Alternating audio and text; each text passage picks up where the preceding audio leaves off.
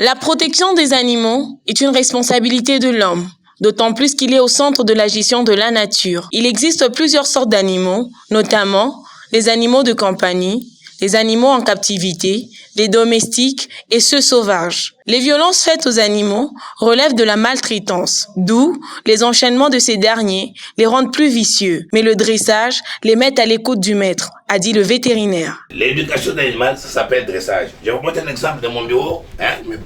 J'ai vu avec les maltais ici. Vous voyez, vous êtes là. Ils sont là, regardez un peu. Vous voyez. Là, je ne les maltraite pas. Ils sont dans un cage. Okay. Dans leur niche ici. Je les ai mis ici. Ils savent qu'ils doivent se reposer ici. Les gens qui maltraitent, ce sont les gens qui enchaînent. Tu as vu, nous sommes au bureau. Si je les ouvre ici, ils auront tendance à jouer, tout ça. Je les ai contentionnés de façon qu'ils soient aussi, qu'ils savent que non, pendant cette période, je travaille. Et quand je travaille ici, ils sont aussi calmes. On n'appelle pas éduquer, on appelle ça dressage. Et quand on dresse un animal, si l'animal comprend, mais qu'est-ce dire de l'homme qui a la conscience?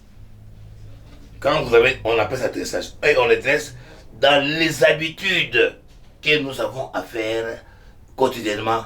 Comme là, il sait que de 8h à 12h, il faut faire du bruit. Non, on doit sortir pour aller, tout ça. Quand il fait des cris, il doit sortir. À telle heure, donc, je l'oriente avec une éducation liée à ma façon de faire. L'animal.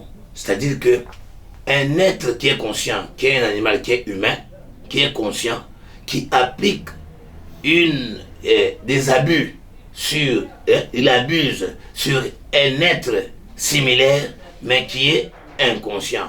Vu que cet être-là est en train aussi de dépendre de celui qui est conscient. C'est pour dire que la maltraitance, ce sont des actes malpropres, pas bien orientés, c'est un être inférieur. Donc c'est l'animal, c'est des actes qui sont liés à la violence.